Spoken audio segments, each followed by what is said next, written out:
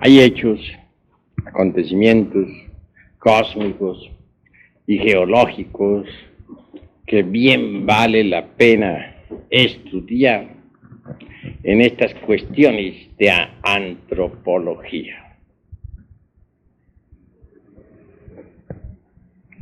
No hay duda de que la antropología científica gnóstica descorre todos los velos relacionados con el origen del hombre y del universo.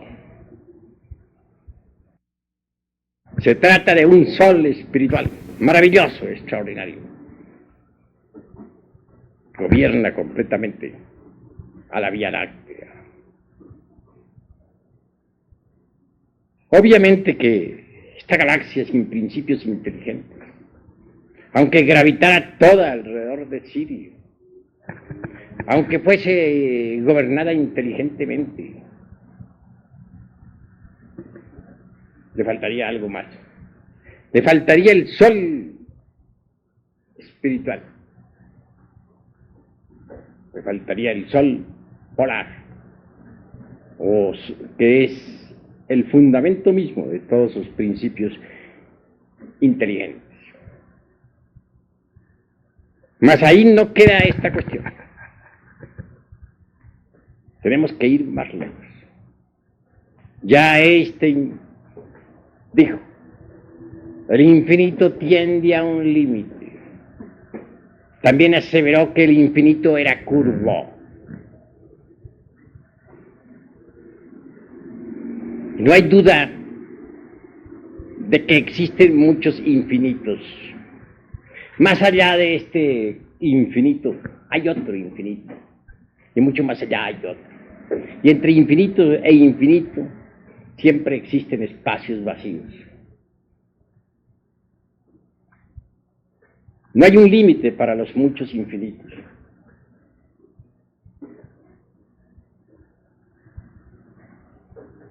Nuestro infinito, el infinito que yo llamaría de Einstein, puesto que fue él mismo quien dijo, el infinito tiende a un límite. Tiene alrededor de 100.000 galaxias, con un promedio de 100.000 soles cada uno, y sus millones de mundos. Esto es lo que alcanza a percibirse con los telescopios. Mas en verdad que este infinito en el que vivimos nosotros necesita de principios soberanos, inteligentes, que lo coordinen para evitar en lo posible colisiones y fracasos de toda especie. Afortunadamente, existe el sol central, el sagrado sol absoluto. En este sagrado sol absoluto están las inteligencias directrices de todo este infinito, en el que, repito, vivimos, nos movemos y tenemos nuestro ser. Sí, pues la inteligencia gobierna todo el cosmos, en lo infinitamente grande y en lo infinitamente pequeño, en el macrocosmos y en el microcosmos, en un sistema de mundos y en un panal de abejas o en un hormiguero. La inteligencia cósmica reside precisamente en cada partícula de esta gran creación.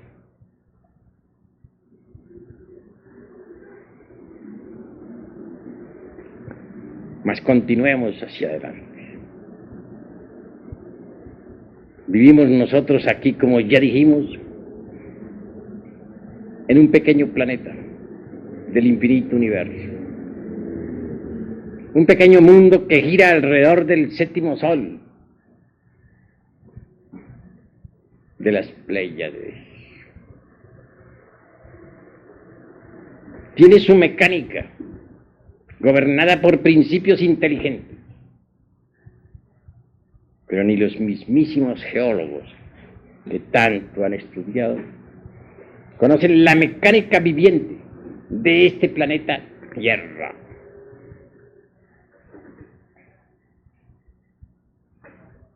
Siempre se ha creído, por ejemplo, que los continentes en los cuales existimos son fijos, firmes, inamovibles. Pero tal concepto resulta equivocado.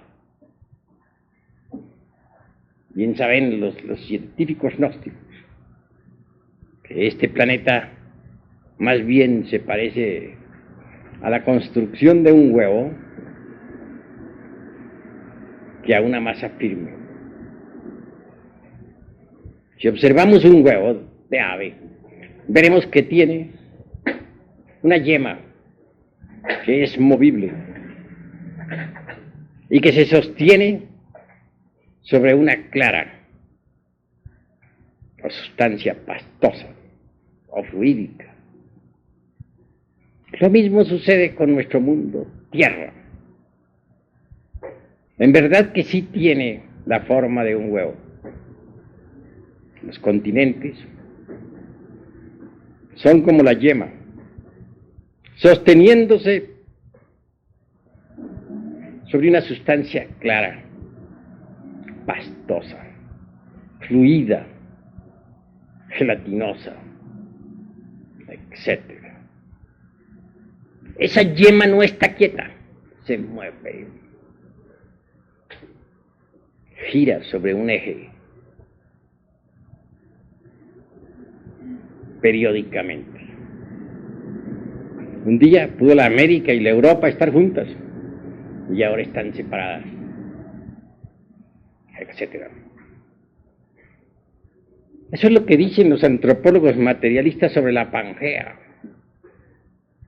pero desconocen los verdaderos ritmos, el verdadero movimiento periódico y la verdadera historia geológica de esa cosa que ellos llaman la Pangea. Son todavía verdaderos estudiantes de kinder que nada saben sobre geología.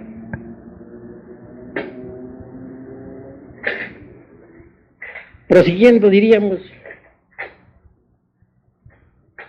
que hay pruebas más que suficientes como para demostrar claramente el movimiento de las masas continentales.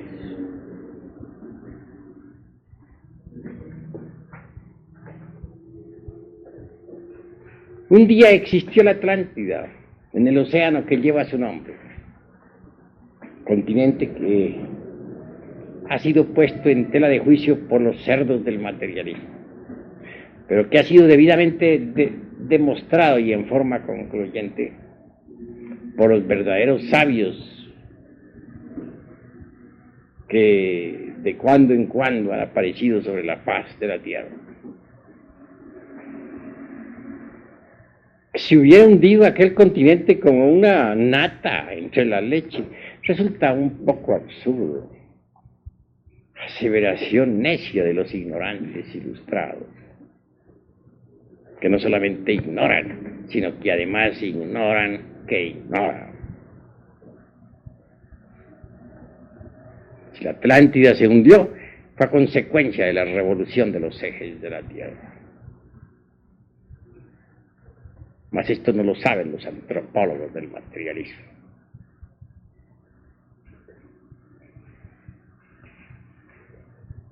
Esa catástrofe de la Atlántida dejó en mala situación a los actuales continentes.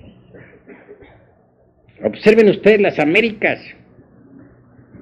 y verán que del lado del Pacífico se inclinan como queriendo hundirse en el océano mientras se levantan del lado oriental. Es algo similar a lo que pasa con un barco. Nunca se hunde verticalmente, siempre de lado. La misma cordillera de los Andes se carga hacia el lado del Pacífico. Obsérvese luego la Europa. No hay duda de que por el Mediterráneo quiere hundirse, está más sumergida, más baja. Y todos esos Países Bajos están inclinados hacia el mar, hacia la profundidad. También vemos eso mismo en Alemania y en Rusia. Y miremos nosotros, por último, al continente asiático. Está inclinado, como queriendo hundirse por el mar de las Indias. Así que los continentes quedaron averiados con la gran catástrofe atlántica, que desequilibró verdaderamente la formación geológica de nuestro mundo Tierra. Hemos hablado mucho de soles y de catástrofes y de todo por el estilo. Los soles de Anáhuac es algo que nos invita a la reflexión. Los soles náhuatl son interesantísimos. El sol del fuego, el sol del aire, de las aguas, de la tierra. Marcan catástrofes cósmicas tremendas. Se dice que los hijos del primer sol que perecieron, devorados por los tigres. Claro está, los tigres de la sabiduría. Se dice que los hijos del segundo sol, los hiperbóreos, perecieron arrasados por fuertes huracanes. Se refiere a esa humanidad que vivió alrededor de esa herradura, que está alrededor precisamente del Polo Norte. Se afirma que los hijos del tercer sol perecieron por sol de lluvia de fuego y grandes terremotos.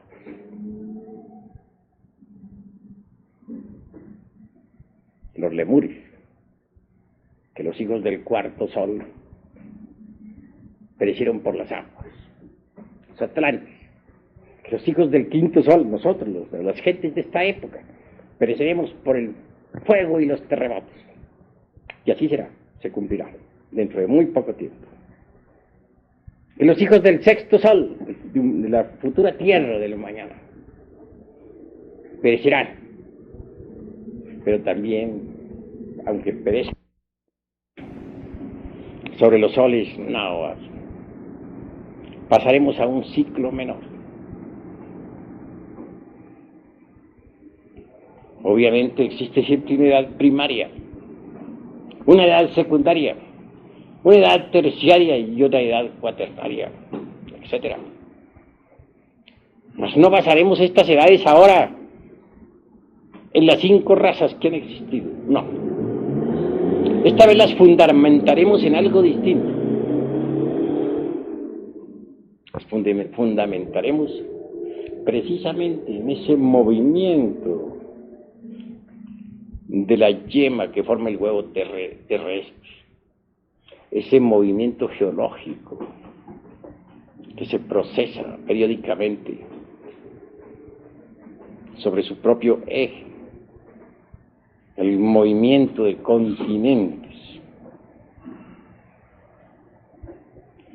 sobre esa sustancia pastosa, gelatinosa, ¿no?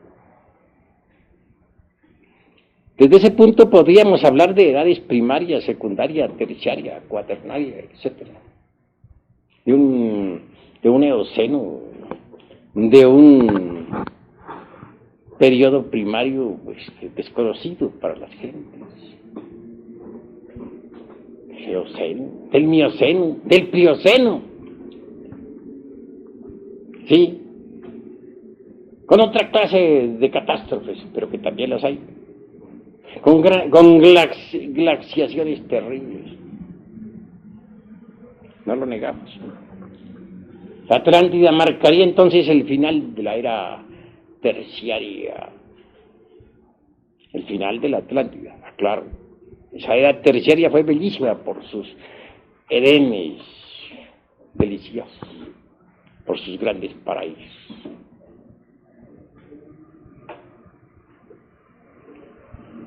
Ha habido varias glaciaciones. No hay duda de que nos acercamos hacia otra glaciación. Hay catástrofes que son producidas por la revolución de los ejes de la Tierra, por la verticalización del polo del mundo, o de los polos del mundo. Pero hay catástrofes que son producidas por el movimiento de los continentes. Entonces surgen terremotos y vienen glaciaciones. Se habla de unas 5 glaciaciones que se procesarían de acuerdo con los movimientos de los continentes. Pero debemos también saber que ha habido glaciaciones producidas por la verticalización de los polos de la Tierra. Son múltiples, pues, las catástrofes y las glaciaciones. Eso es oh. Si dijéramos que el hombre no existió en las épocas del Mioceno, o del Plioceno, o del Eoceno, estaríamos aseverando algo falso. Y resulta curioso que a medida que las especies animales arcaicas se fueron desapareciendo, el hombre continúa existiendo. Estoy hablando de hombre, esta vez en un sentido meramente convencional, pues ya sabemos nosotros que el animal intelectual no es el verdadero hombre, pero en alguna forma tenemos que hablar. Eso es obvio.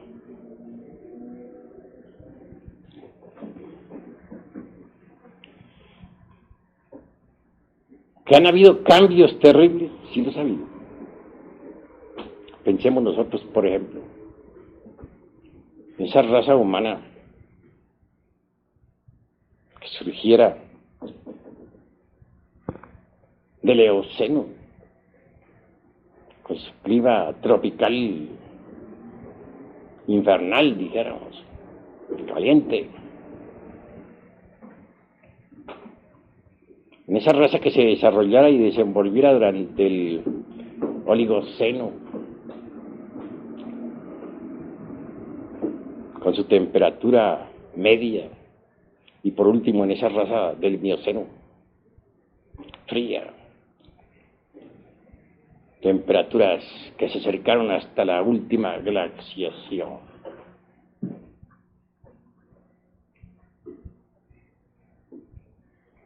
Lo interesante es que a pesar de tantas glaciaciones y catástrofes continúen los seres humanos existiendo. Que existe el hombre paleolítico todavía, increíble pero cierto. Y desaparecieron todas las especies animales de los tiempos arcaicos, los enormes reptiles del Mesozoico. Sin embargo, continúan los seres humanos existiendo. ¿Cómo es posible esto? ¿Cómo es posible que todas las criaturas arcaicas hayan muerto y que el ser humano todavía siga vivo? De manera que pasaron las épocas primaria, secundaria, terciaria de nuestro mundo. Todavía vemos a los seres humanos en la calle. Esto nos da autoridad más suficiente como para decirle al señor Darwin y a Mr. Huxley y al señor Haeckel, que tanto daño hizo a la humanidad con sus teorías materialistas, que el ser humano existió desde mucho antes de la época paleolítica. Dije algo en la pasada cátedra sobre el ombligo del universo, sobre el Omeyocan. Lo comparé como al germen, y así es, del cual nació este planeta Tierra. Pues claro que el Omeyocan se desenvolvió en varias dimensiones antes de que el planeta Tierra pudiera existir físicamente. Quiero decir que en el Omeyocan, el ombligo del mundo, se gestó el planeta Tierra, que pasó por varios periodos de actividad en diversas dimensiones, antes de cristalizar en la forma física actual. Es obvio que el ser humano, como semilla, se desenvolvió desde lo Meyoca, ¿no? Y fue cristalizando poco a poco a través de diversas dimensiones, hasta tomar la forma física en la época polar. Pero aquí estamos tocando asuntos que molestan a los materialistas. Ellos dicen que no creen sino en lo que ven. Sin embargo, creen en todas sus utopías. Andan buscando al hombre primordial entre las capas subterráneas de la época cuaternaria. Inventan y cada día más y más teorías de las que creen. No las han visto, pero creen. Entonces están diciendo mentiras, están creyendo en lo que no ven. Son unos falsarios. Eso es obvio. Están asegurando falsedades, diciendo que no creen sino en lo que ven y creen en un poco de conjeturas, de hipótesis que no han sido comprobadas jamás. Nunca. Nosotros podemos comprobar lo que decimos. Tenemos sistemas de investigación a través de las técnicas más difíciles de la meditación, mediante las cuales desarrollamos determinadas facultades, tales como, por ejemplo, el tipo de la intuición más elevada, llamado Prajna Paramita, que nos permite de verdad estudiar los registros akáshicos de la naturaleza. En esos registros está toda la historia de la Tierra y de sus razas. Y si los cerdos del materialismo dejan su posición fanática y se resuelven a entrar en las disciplinas de la gnosis, pueden desarrollar tales facultades, mediante las cuales les será asequible a ellos la historia de la Tierra y de sus razas. Así que, mis estimables amigos, vale la pena que reflexionemos profundamente en todas estas cuestiones. La hora ha llegado en que cada uno de nosotros reflexione sobre sí mismo y sobre el universo. El hombre existe sobre la Tierra mucho más allá de la edad primaria.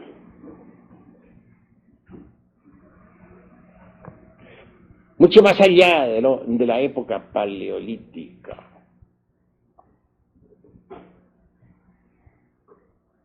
Y repito, nos da derecho a afirmar esto.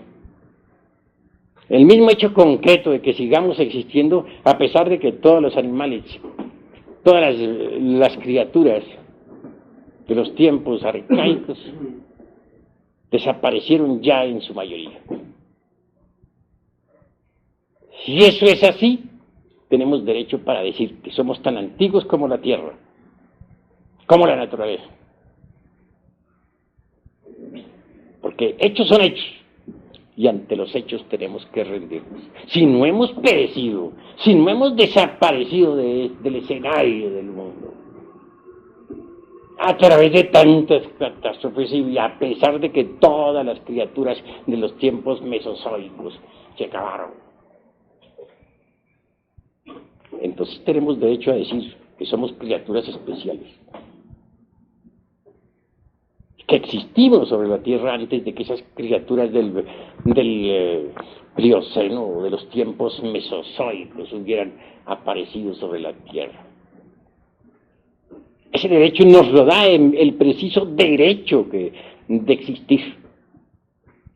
El hecho concreto de que han pasado eternidades y continuamos vivos. Murieron las criaturas contemporáneas de nosotros. Sin embargo, aquí estamos vivos. Todos perecieron, pero nosotros seguimos vivos. Por lo tanto, tenemos derecho a reírnos en las narices de un Huxley, o de un Darwin, o de un Haeckel, personaje que fue tan fatal para la humanidad, y que su nombre se borre de la historia y que nunca se escribe en las calles, como dijera Hall.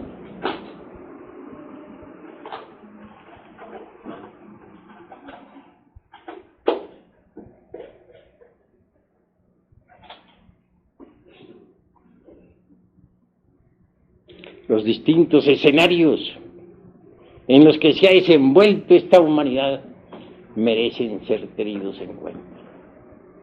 Cuán sabios son los soles maravillosos de los náhuatl. No solamente contemplan a aquella raza que fue devorada por los tigres de la sapiencia, sino también a los hiperbóreos que perecieron arrasados por fuertes huracanes, y a los lemures que perecieron por sol de lluvia de fuego y grandes terremotos, y a los atlantes que perecieron abnegados por las aguas. Esos soles náhuatl van más lejos. Contemplan también los movimientos de esa yema de huevo dentro de la clara.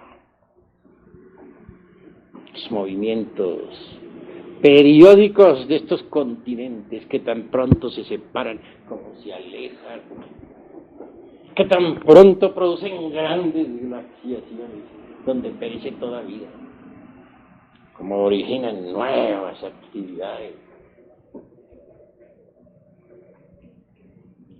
Esos soles de Anáhuac trabajan a través de los periodos primario, secundario, terciario, cuaternario, etc. Por último, se les eleva en los cambios de fuego que de cada 52 años. Estamos ahora en el quinto de esos cambios, el quinto sol. Es que la doctrina secreta de Anáhuac contiene tesoros preciosos que nunca jamás aceptarían los enemigos de México, los antropólogos del materialismo ateo. Hasta aquí mis palabras. Paz y bendición.